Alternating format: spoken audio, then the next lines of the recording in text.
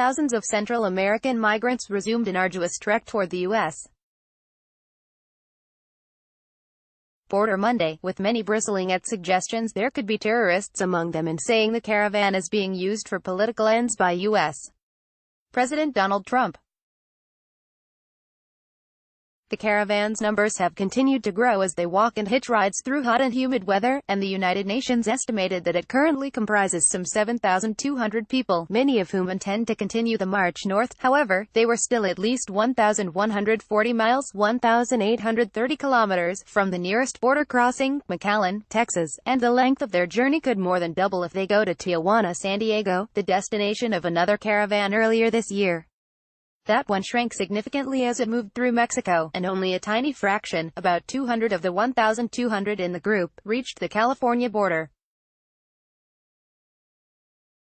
The same could well happen this time around as some turn back, splinter off on their own, or decide to take their chances on asylum in Mexico, as 1,128 have done so far, according to the country's Interior Department.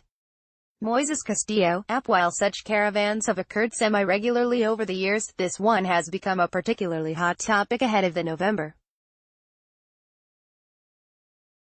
6 midterm elections in the U.S., and an immigrant rights activist traveling with the group accused Trump of using it to stir up his Republican base. "It is a shame that a president so powerful uses this caravan for political ends," said Ireneo Mujica of the group Pueblos Sin Fronteras, People Without Borders, which works to provide humanitarian aid to migrants.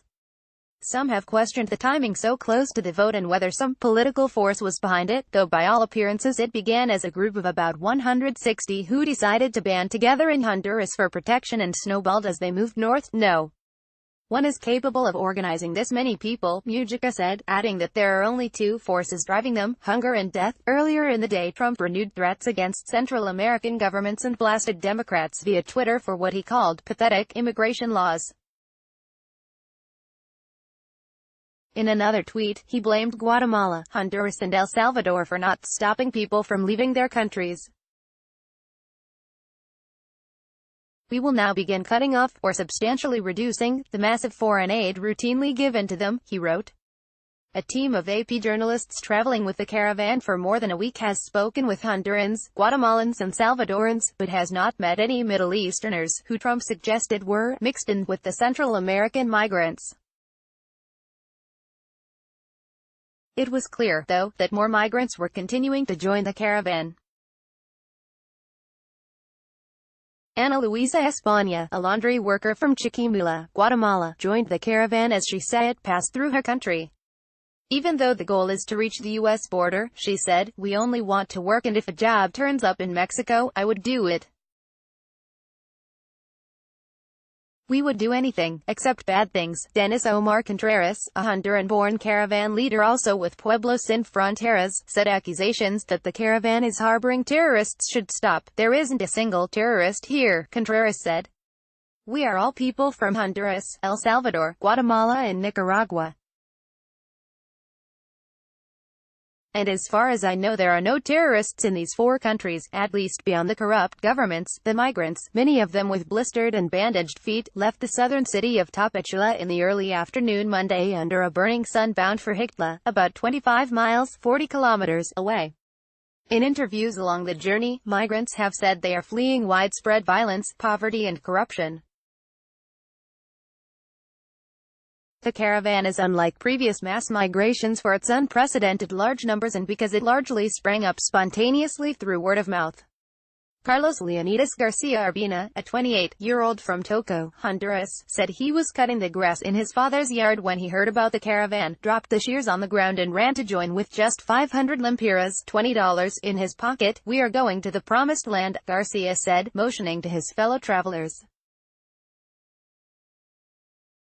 Motorists and pickups and other vehicles have been offering the migrants rides, often in overloaded truck beds, and a male migrant fell from the back of one Monday and died. "It is the responsibility of the driver, but it is very dangerous, and there you have the consequences," Mexican federal police officer Miguel Angel Dominguez said, pointing to a puddle of blood around the man's head. Police started stopping crowded trucks and forcing people to get off. Caravan leaders have not defined the precise route or decided where on the U.S.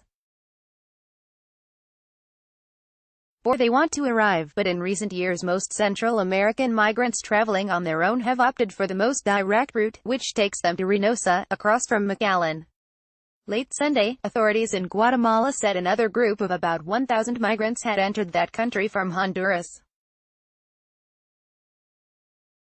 Red Cross official Ulysses Garcia said some injured people refused to be taken to clinics or hospitals. We have had people who have ankle or shoulder injuries from falls during the trip, and even though we have offered to take them somewhere where they can get better care, they have refused, because they fear they'll be detained and deported, Garcia said.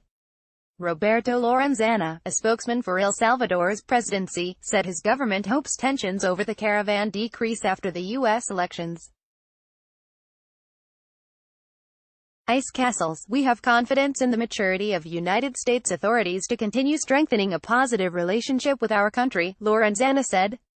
Asked if he thinks Trump will follow through on his threat to cut aid to El Salvador, he said, I don't know. Of course the president has a lot of power, but they will have to explain it there to the different government structures. Lorenzana added that El Salvador has significantly reduced violence, a key driver of migration, and that the flow of Salvadoran migrants has dropped 60% in 2 years. UN Deputy spokesman Farhan Haq said large numbers of migrants were still arriving in Mexico and were likely to remain in the country for an extended period. The first waves of migrants began arriving in the southern town of Ixtla after an exhausting 8-hour trek and quickly staked out grassy spots in the town square to bed down overnight. Marlon Anibal Castellanos, a 27-year-old former bus driver from San Pedro Sula, Honduras, roped a bit of plastic tarp to a tree to shelter his wife, 6-year-old son and 9-year-old daughter. Bloomberg via Getty Images. Castellanos said the family walked for 6 hours until they could go no farther. They saw the dead man who fell from the truck, and the danger of being on the road was troublesome, out in the middle of the countryside far from an ambulance or medical care should the kids to pass out in the heat. It's hard to travel with children, Castellanos said. Associated Press writers Peter Orsi in Mexico City, Edie Lederer at the United Nations, and Marco Solomon in San Salvador, El Salvador, contributed to this report.